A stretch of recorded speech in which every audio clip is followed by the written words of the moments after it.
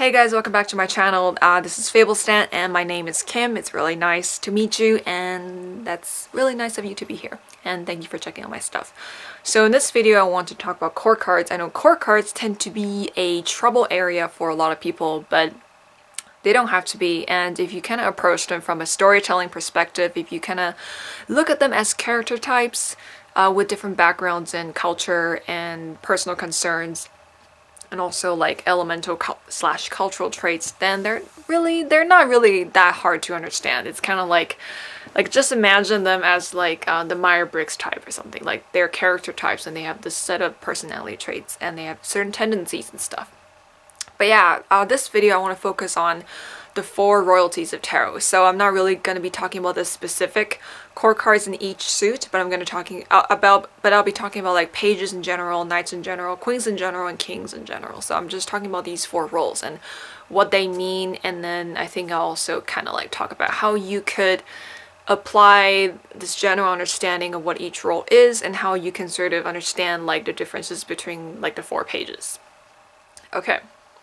So to start, just to give you like a quick heads up if you don't really know what I'm talking about, I usually like to talk about tarot in the storytelling through the framework of storytelling. If you follow my a tarot story series, you would know what I'm talking about. I talk about the tarot kingdom, in which the major arcana are gods. They're archetypal deities. They're godly figures that have like a lot of power to affect the human realm. And the human realm will be the 4 elemental kingdoms, which is the wands, the swords, the cups, and pentacles, and respectively they are fire, air, water, and earth. So we have like fire kingdom, air kingdom, earth kingdom, and water kingdom and earth kingdom. So I kind of talk about them as elemental kingdoms, and of course the core cards would be the royalties that rule over these kingdoms. So it's like a little fun story world too, and it's a fun way to look at tarot cards. So I made some core cards videos before, and I talked about how each royalty, each role have a specific sort of agenda, like this specific thing that I want to achieve, and that's what I want to talk about for these four different types of core cards. So let's start with pages. So for pages are concerned with learning. They're students. That's kind of their role. Traditionally pages they serve their knight and they learn from their knight and they learned their knight in training basically. So they're learning to become something. They are really concerned with learning. So they learn and study in whatever they can, and how they learn will be determined by what element they're in. So Page of Wands would learn differently, would study, would try to explore their own identity differently. Page of Swords would explore her identity in a different way. So on and so forth. And pages are really, because they're concerned with learning, they're really, what pages are about, I feel they're really about finding their own identity. It's kind of like they have a general idea of what they want to do, what they care about, but they don't know exactly what defines them. They don't really know what they really want. They have this idea, maybe they have this sense of calling, but they don't know exactly where they want to go yet. They're still doing soul searching. They're still looking for something that really calls out to them. So they're trying to experiment. They're trying to learn as much as they can about the world, about themselves, about the people around them, so they could eventually come to define their identity and come to define their purpose. They would kind of, they're looking for their purpose. So if you look at the four pages, the question you should ask is how do they learn? What is the style of learning that they prefer according to their element? So I'll quickly go over them. Page of Wands, she's the element of fire. So I would say fire is always defined by action, right? The people from the fire kingdom, they're always doing something. They're always on some kind of adventure. So Page of Wands would be really concerned with actually participating in something. So she would go everywhere just to try new things. She would try to experiment with new things. She would actually go, she's the just do it type of girl. Like she would just go do it. Like her way of learning is to experiment, is to see where she can really express her talents best. So she learns by doing. And Page of Swords would be really concerned with research. She would be always studying, engaging new ideas, debating, sort of contextualizing her own perspective by engaging with the larger perspective. So she would like be interested in a lot of the mental developments, you know, in terms of knowledge, in terms of research, and in terms of logic and that kind of thing. Page of Cups would be interested in meeting new people and imagining what it's like to meet certain people, and you know, she's in her sort of daydreaming space a lot. So it's kind of like she welcomes things to her, like she doesn't really have a preference. I wouldn't say she's like, you know, doesn't really know what to do, but what I mean is like she's very non-judgmental usually. You know, she's like, oh, you seem like a cool person, I'll hang with you and see what happens.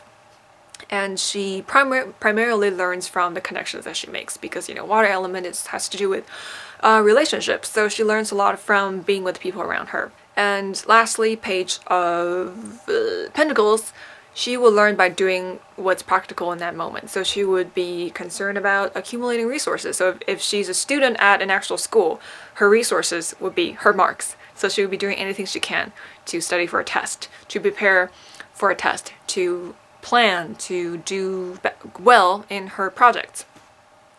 And then she would be thinking about, she would probably already know where she wants to go. I think Pentacles, I think the Earth Kingdom is definitely the most well planned. They usually have figured, you know, they figure their shit out early. Like that's what I'm saying. Usually they're the most studious one. They would do, you know, they will work really hard to achieve their goals. Okay, so that would be pages. Let's move on to knights. So knights, they're not students anymore. So knights are pages who have figured out their identity, who have figured out their purpose, and they become knights. Knights are the champions. They march and they quest for their goals, for their vision, for their purpose. They're actively expressing themselves, they're actively pursuing their purpose and realizing their identity, realizing and expressing their selves. So that's why they have a lot to do with action and movement and adventure and mobility. They really like and lots of fighting. And I don't mean like physical fighting, but like fighting to achieve your dreams and fighting to overcome the challenges in life. So there's lots of movement and action with the knight class. So the knights, you know, they really embody the spirit of pursuit and the spirit of manifesting. And if you look at the individual knights, the question you can ask is, how do these knights pursue their dreams, or what gives them a sense of conquest depending on their element? So starting with the fire or wands again, the Knight of Wands would be, he's one of my favorite knights. He would probably be concerned mostly just with the act of expressing himself and also action. So I feel that he is the knight that will be questing just for the sake of questing. So he pursues his goals by doing whatever it is that he's called to do at that very moment. You know, fire is very instantaneous. I think fire people, the people from the Fire Kingdom, they're really concerned with the now and also what they want for their future. So I think like when the element is more mature, they would think about the future more, but I feel like the knight class at this moment, they're more concerned about just what drives them at that very moment. So they would be following their impulses, their artistic drives, their creative impulses. So they're kind of like impulsive in that way. They just want to be in an adventure. So they would just do whatever it is that they want to do. Knight of Swords would be pursuing after his ideals, and he would be doing what he thinks is right. So I think he would be actively trying to prove someone wrong, or kind of just try to assert his own position, like assert his own identity. So how he pursues or how he conquests is by eliminating the things that are opposing his views, and by affirming what he thinks is the correct way of things. And he will be he's like, kind of like on this quest for truth. You know, I feel like the swords people or the air people, the air kingdom is always concerned with what is true, what is internal, what is the right thing to do at that very moment. So he would be concerned about that. Knight of Cups would be concerned about love. Of course, he's the romantic. Everybody loves the Knight of Cups. He would be pursuing his heart's desires, whether it is the happiness, his own happiness, or the happiness of another person, or he will be pursuing a relationship. Knight of Pentacles, just like the Page of Pentacles, he probably has his shit figured out already. He would be pursuing his long-term goals. He will be doing the steps that needs to be taken. You know, he's probably the most productive one, right? He has all these like goals, you know, like 6 months goals, 12-month goals, and then like, what am I saying? 6 months goals, 12-month goals. Why does this sound so weird? So he would have like everything broken down. He would have broken down anything, like everything, into actionable steps, and he would slowly but surely accumulate the resources that he needs and accumulate the currencies that he needs for his goals, be it money, status, health, if he's like bodybuilding or something. So he would be following the steps according to plan. So that would be the knight class. Now next we have the queen class. Queens are nurturers. So I think when it comes to the queens and kings, I think like the differentiation that I make with pages, knights, queens, and kings is that pages and knights are more concerned about themselves. I don't mean that they're selfish, but they're just more concerned about the expression of their own identity. So their development is really about how they personally develop. When it comes to the queens and kings, they are more social in nature because they're figureheads in their country, right? So their development or their vision has concern with their domain, with their with the people around them, with the relationships that they have, or sometimes it could be an extension of like what your little domain or empire is, like for example your business or your family or your classroom. So in a way it has to do with people, but it's kind of like in the way how you relate to that bigger picture. So their influences are bigger when it comes to the queens and kings. So queens are nurturers, and their concern is to nurture. And they are relationship oriented. They really thrive on the connections that they make. They try to maintain the connections that they have. They really try to they're really concerned, invested in other people's well-being, how they're growing, how they're expressing themselves. They're really like invested in the human expression and the human emotion, and their sort of purpose is to guide those emotions, is to guide people into realizing themselves. So they're kind of like really gentle but wise mentors in a way. And how each queens differ in their approaches to nurture, you can ask how do queens nurture the people, depending on their element. So Queen of Wands would be, how she nurtures is by being her best self, by shining her light, by motivating people just through her own passion and vitality, right? So, she would really try to, she doesn't really do anything for you per se, but she would definitely be there for you, and she would kind of take you off for a ride and that kind of thing. Queen of, what's the next one? Queen of Swords. I think everybody knows the Queen of Swords. She would nurture you by telling you the truth. And it doesn't matter how much truth hurts, she would tell that to you because in her mind it's the right thing to do. Queen of Cups would listen to you and hold space for you because she values her relationship with you. So all queens would value their relationship with you, but her way of nurturing you is to guide you to feel what you need to feel, allow you to feel what you need to feel at that given moment, because she's really invested in your emotions and how you relate to yourself and to others. So she will really listen to you and nurture you that way. And Queen of Pentacles would feed you, clothe you, physically take care of you because she's into these pragmatic stuff, and she would teach you how to do those things for yourself. She would really invest in you in that way. She would help you build your own sort of system or currency. She would help you do that. Okay, so that's queens. And next we have the kings. Kings are leaders, and their concern is of course to lead. So they're concerned about the bigger picture. They're concerned about the general sort of collective functioning of their domain. They're concerned about their boundaries. They're like leaders are in charge of protecting their people. They're also in charge of not in charge, but they're concerned about the growth, the collective growth of his people. They're concerned about where his kingdom or his domain is going, and how he can be a better leader, how he can sort of maintain the structure and really be an example for his people. So how different kings from the 4 elemental kingdoms, how they lead differently is King of Wands is a visionary, right? I think you can really relate him to like the most motivational speakers. He's really someone who would light your fire. He's someone who has really like a vision and innovation for the future. He's someone who you feel inspired by and you will willingly follow him. King of Swords would be someone, I think he would be most concerned with law, regulation, structure, and how things are supposed to be done, what is the right thing to do. So he would be making sure that the order is maintained. So that's how he leads.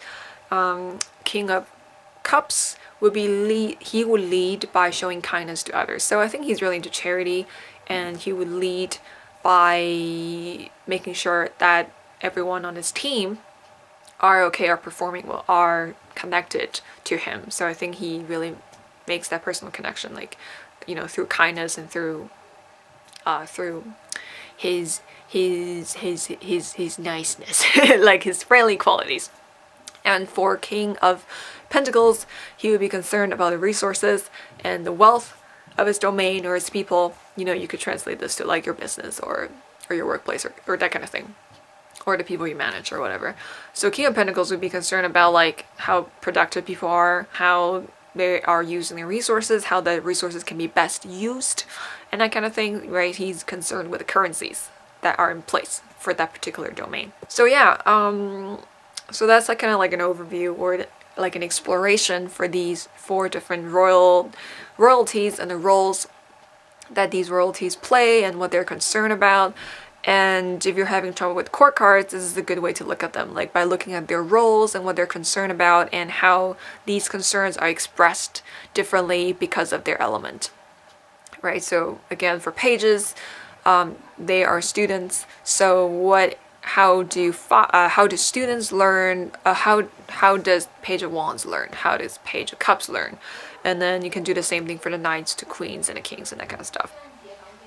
So yeah, hopefully this video has helped you with your conversations with court cards and in general. I know court cards can be really tricky. It takes like a different sort of loop. You have to wire your brain differently when you read court cards in the video. Not in video, like in a spread, that's what I mean. Yeah, if you want to check out more of my court card stuff, I actually have written several blog posts and lots of videos on this, so you can just search them out on my channel, but I've included some links down below if you want to check out more court card stuff. And yeah, before I close this video, I just wanted to give you a quick update. I am finally writing my tarot story tarot study course, which is this is basically this, studying tarot through storytelling. It's going to be on Teachable. It's going to be great. I'm launching that course in a couple months. I'm still in the process of creating it, so stay tuned if you're really you know, jamming with this sort of style of learning tarot, if this really helps you. And then I hope that you'll be interested in this course I'm creating. This is something that I've been dreaming of doing for ages, and I'm finally implementing it. I'm finally doing it. Like, I'm finally creating it this year. So it's going to be out later this year. I hope. I want to get everything done by then. It's going to be super comprehensive, super fun. Lots of fun ways to look at tarot and engage with tarot. So I hope that that's something you will want to check out and that you will want to look forward to. It's definitely something that I'm pouring my heart and soul into, so I'm really excited about that. And yeah, I think that's it. I hope this video has helped you in some capacity. I hope court cards are easier for you. I really like court cards, and then kind of just like characters in the story. Like, you remember learning about dynamic characters and round characters back in high school? Bring back some of your English literature stuff from high school. I think some of them is actually going to help you look at the court cards as characters. But yeah, until next time, be the hero of your own story, level up life with tarot, and until next time, I'll see you.